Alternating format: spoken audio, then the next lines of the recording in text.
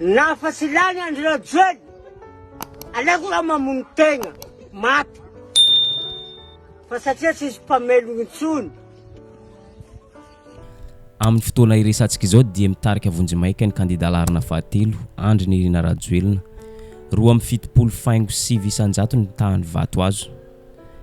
Kandida Cité Rena Soloniaiko kosa ny ao amin'ny laharana faharoa. Ny ao amin'ny laharana fahatelo dia kandida Marc Ravalomanana nefa tsy nanao propagandy ary tsy nanentina olona hifidy akory. Aorian'ny kandida Marc Ravalomanana dia kandida Hery Rajaonarimampianina sy ny kandida maro hafa. Raha ny tampim-pifidianana vonjimaika no jerena dia betsaka ny chance azahoan'ny Andry Nirina Rajoelina ny fandresena amin'ity fiodinana voalohany ity. Araka izany dia mety ho avitra ihany ity raim-pianakaviana ity izay efa nivonona amoy fo raha tsy miverina eo amin'ny fitondrana indray i Andry Rajoelina. Araka hitantsika eo amin'ny sary eo dia faly ravoravo ireo mpanaradian'ny laharana fahatelo Andry Nirina Rajoelina satria mbola teo ampanisana vato dia fahita sady ny fandresena amin'ny fiodinana voalohany.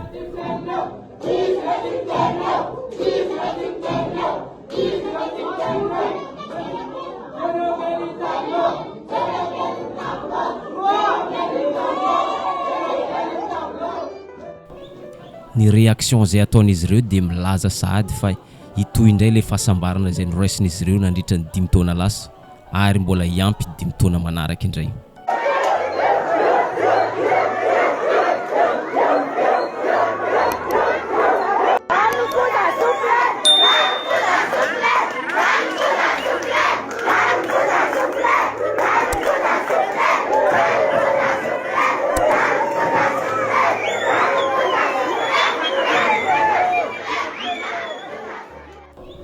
Manoloany zany rehetra zany dia nivoaka tamin'ny fahanginany Général Ravalomanana Richard filoham-panjakana mpisolo toerana ankehitriny mampitandrina ireo izay mbola hikasa hidina an-dalambe na koa hitaona olona hidina an-dalambe amin'ny hetsika tsy nazahoana lalana.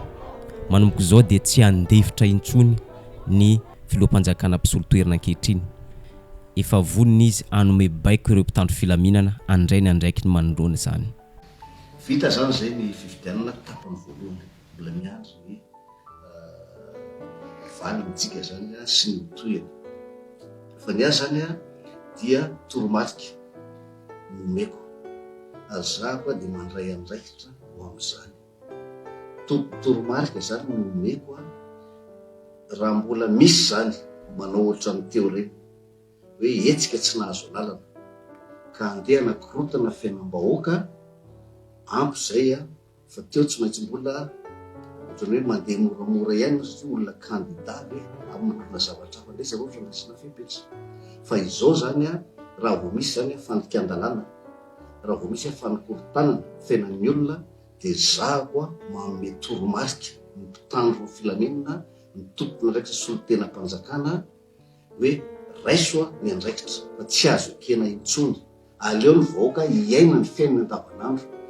Nanamafy ihany koa ity filoham-panjakana ity fa ireny hetsika tsy nahazahoana lalana ireny dia fanakorontanana amin'ny fiarahamonina, fanakorontanana ny fiainan'olona andavanandro.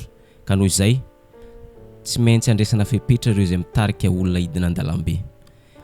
Ny mpandray anjara manaraka ireo mpitarika ireo dia tsy afabela amin'izany ihany koa. Tsy maintsy hisambotra ny mpitandro filaminana ary andray fepetra amin'ireny olona ireny.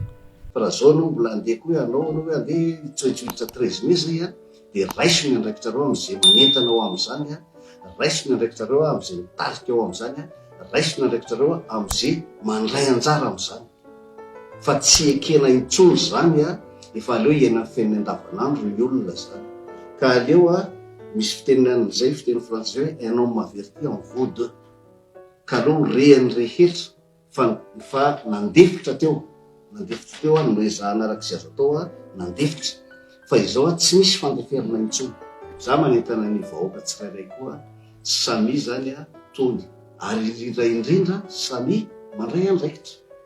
Fa raha ohatra ka hoe any amin'ny quartier anareo any, ohatra teo zao akady fotsiny tena nisy an'izany, misy firy ny vatan-dehilahy ao amin'ilay toerana, misy firy ny tokantrano voatoitoyana, olona 10 ve no miba-andalana eo dia ho jerereo hiandry mpitandro filaminana ianareo. Raiso ny andraikireo fiainanareo no voakorotana mikorontana fa tsy ny fiainam-pitan'ny filaminana mihitsy.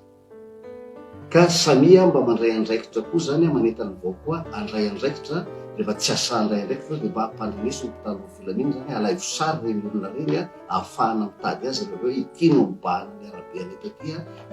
Nivoaka tamin'ny fanginany ihany koa ny vondron'ny kandida nanoloana nivoaka mpifidianana Vonjimaiky iny. Ny zavatra azo ambara dia ambany dia ambany tahan'olona nandray anjara tamin'ny fifidianana. Midika izany ho izy ireo tsy atokisan'ny vahoaka, tsy atokisan'ny olom-pirenena intsony ny vondrom-panjakana mikarakara fifidianana toy ny seny, HCC sy ny maro hafa.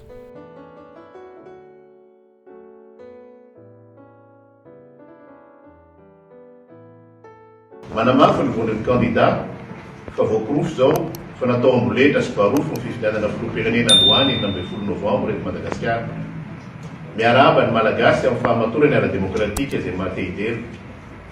Tsapan'ny malagasy tanteraka fa tsy madio ary tsy tomombana ny fifidianana natao amboletra sy barofo sy tsy nandraisan'ny rehetra anjara ka dia nipetraka tany an-trano ny ankamaroan'ny olom-pirenena araky ny tahan'ny fandraisana anjara ny fidy ambany indrindra teto amin'ny tantara ny fifidianana nisy teto Madagasikara raha ny tarehimarika Vonjimaiky avy amin'ireo mpanara-maso ny fifidianana no jerena. Very tanteraka ny fitokisan'ny malagasy maro anisy, ny fitondrana ankehitriny sy ny olona efa tsy malagasy intsony terena ho lany. Very tanteraka ihany koa ny fitokisan'ny ny androm-panjakana rehetra izay tafiditra amin'ny fikarakarana ny fifidianana, voalohany amin'izany ny fitsarana avomban-dalam-panorenana sy ny seny ary ny gouvernement.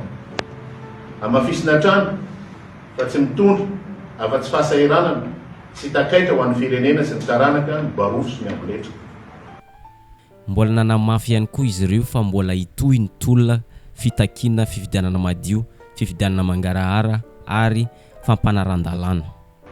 Tsy misy afa-tsy ny fifidianana madio no mitondra fifandimbiasam-pahefana sy fahamarinana-toerana izay antoky ny firoborobonin'ny toe-karem-pirenena ka hitondra fiainana tsaratsara kokoa ho an'ny malagasy ary hoentsika amelana firenena vanona ho an'ny taranaka ary mbola mitaky ny hirosona amin'izany ny vondron'ny kandida. Fahany miantso ny olom-pirenena rehetra sy vitsy miaramila, ny hery-velona rehetra hijoro handray andraikitra izay tandify azy sy ny mpiara-miombonampoka Madagasikara hanampy feno amin'izay fikatsahana fifidianana madio izany. Manehosaona ny voaka malagasy rehetra amin'ny fanehoana firaisan-kina. Manamafy izahay fa tsy maintsy hitohy ny tolona ary tsy hijanontsika raha tsy tratra ny tanjona. Antananarivo fa 12 Novambra 2022. Somary mampanahy ihany ny tohin'ny tolona izay ataon'ny vondron'ny kandida ity, mia mienjana ity raharaha ity, mia mahazo aina ny fitondram-panjakana sy ireo pomba ny kandida larana fahatelo Andry Nirina Rajoelina.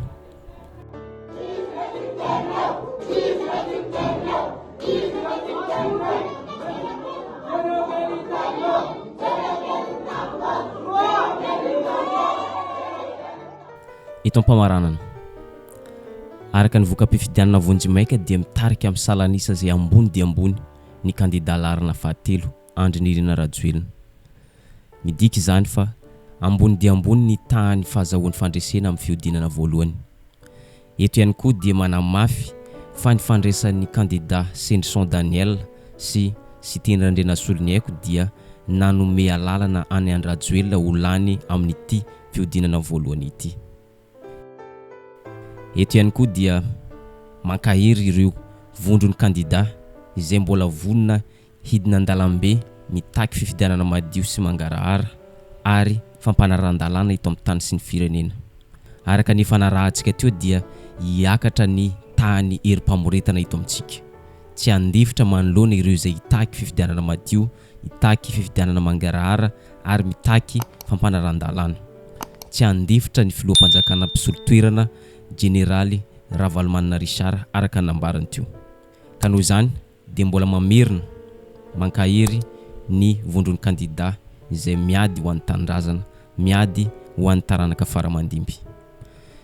Zay sy zay ny videontsika androany, aza adino s'abonner sy manisy j'aime ny videontsika amin'ny manaraka indray.